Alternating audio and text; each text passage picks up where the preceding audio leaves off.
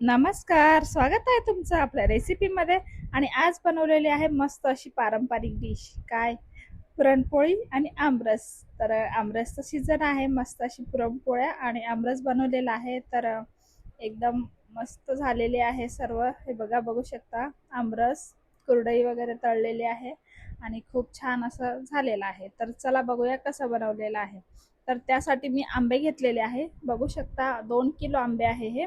आणि हे साधारण 8 ते 10 आंबे आहेत हे. तर हे मस्त असे आंबे आहेत, बिलकुलही खराब नाही किंवा नरम वगैरे काही नाही, एकदम व्यवस्थित आणि फ्रेश असे आहेत. त्यानंतर मी ते आता पाण्यामध्ये डीप करून ठेवणार आहे, जेणेकरून त्यामध्ये जी उष्णता असेल ती कमी होण्यासाठी आपल्याला ते अर्धा तासासाठी साधारण पाण्यामध्ये भिजवून ठेवायचे आहे.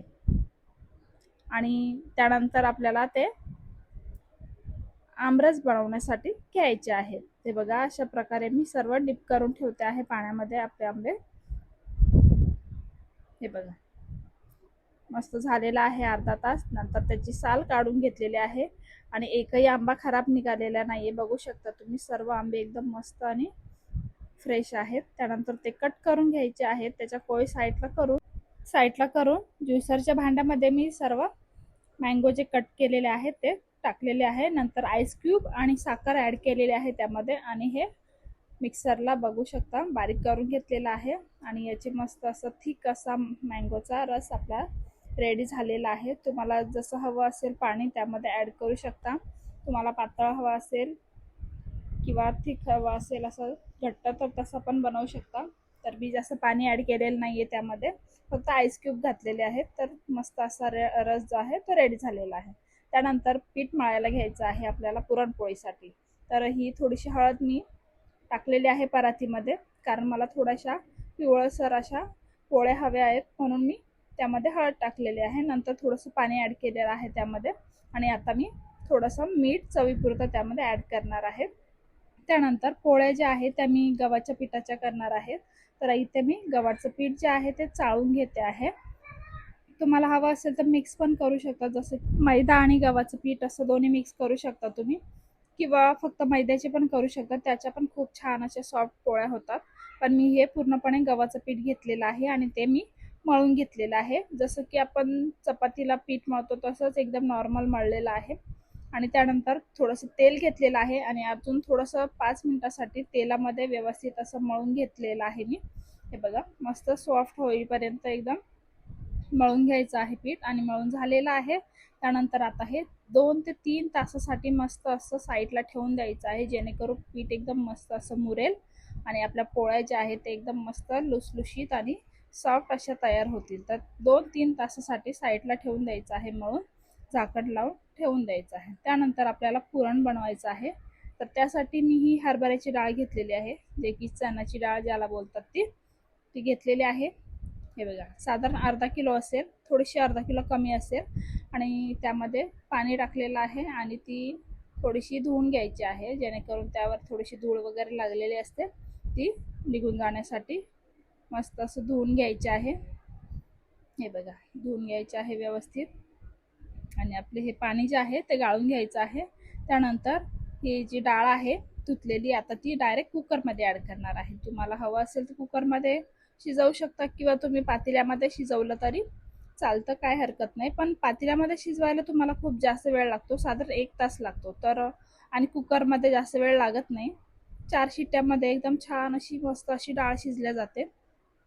तर यामध्ये पाणी ॲड केलेलं आहे मी, जेवढी की डाळ आपली भिजून जाईल त्या पाण्यामध्ये एवढी पाणी ॲड करायचं आहे. त्यानंतर थोडीशी हळद टाकायची आहे आणि थोडंसं मीठ चवीपुरतं टाकायचं आहे पुरणामध्ये. त्यानंतर कुकर बंद करून घ्यायचा आहे आणि त्याच्या 4 शिट्ट्या करून घ्यायच्या आहे. आणि 4 शिट्ट्या झाल्यानंतर पूर्णपणे कुकर थंड झाल्यानंतरच आपल्याला कुकर जो आहे तो खोलायचा आहे. तर कुकर थंड झालेला आहे आणि डाळ पण मस्त अशी शिजलेली आहे, बघू शकता तुम्ही. जेवढी डाळ छान अशी शिजेल तेव्हाच आपलं पुरण जे आहे ते परफेक्ट तयार होतं. म्हणून शक्यतो डाळ जी आहे ती मस्त अशी शिजली पाहिजे आपली. त्यानंतर मी यामध्ये गुळ ॲड करते आहे. तर हा गुळाची पावडर आहे ही. नंतर त्यामध्ये इलायची जी आहे ती टाकायची आहे.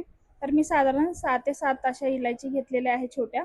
आणि त्यामध्ये थोडीशी साखर टाकून बारीक करून घेणार आहे मिक्सरला लावून, जेणेकरून लवकर ते बारीक होतं. त्यानंतर बारीक केल्यानंतर हे डायरेक्ट आपण ज्यामध्ये पुरण शिजवतो आहे त्यामध्ये टाकून द्यायचं आहे. आणि नंतर मी बडीशोपची जी पावडर आहे ती टाकलेली आहे. त्याने खूप छान असा टेस्ट लागते आणि खूप छान असा त्याचा सुगंध देखील येतो पोळ्यांचा. म्हणून तुम्ही नक्की टाका त्यामध्ये बडीशोप पावडर.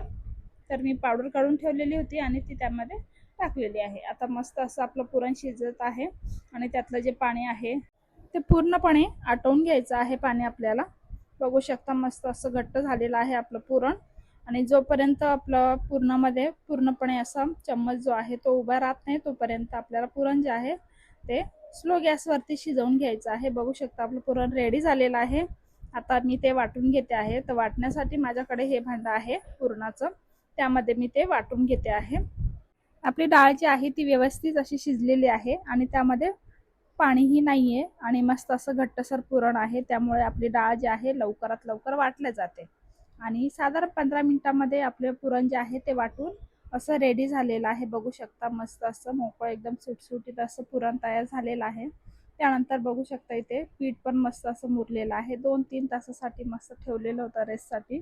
आणि आता आपण पोळ्या बनवायला घेऊया. तर त्यासाठी मी पिठाचा एक उंडा घेतलेला आहे जो की एवढा आहे, बघू शकता तुम्ही.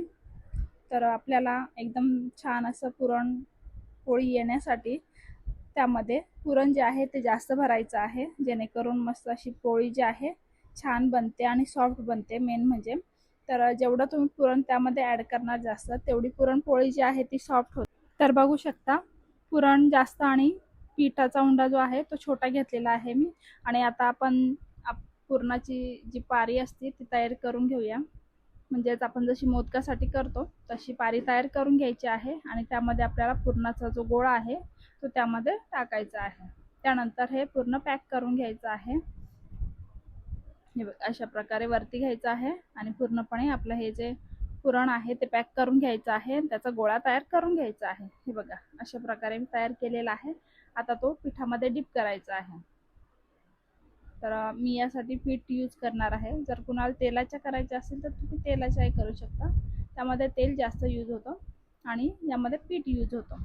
तर मी पीठ लावलेलं आहे आणि आता मस्त असं हाताच्या साहाय्याने असं करून घेणार आहे. आणि आता आपली पोळी जी आहे ती लाटून घ्यायची आहे. तर पोळी लाटण्यासाठी सारखी पलटी करायची नाही आहे, नाहीतर पोळी जी आहे ती तुटू शकते. म्हणून एकदम हलक्या हाताने अशी लाटून घ्यायची आहे आणि मस्त अशी आपली पोळी जी आहे ती लाटायची आहे. हे बघा अशा प्रकारे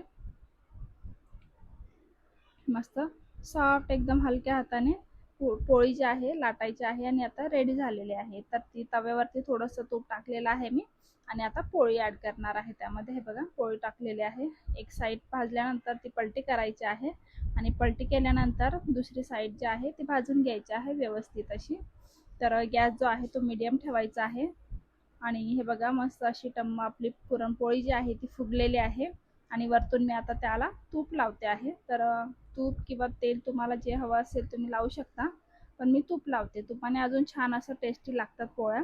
तर तूप लावलेलं आहे. बघू शकता मस्त असं टम्म आपल्या ज्या पोळ्या आहे पुरणपोळ्या फुगता आहेत मस्त गव्हाच्या आहे.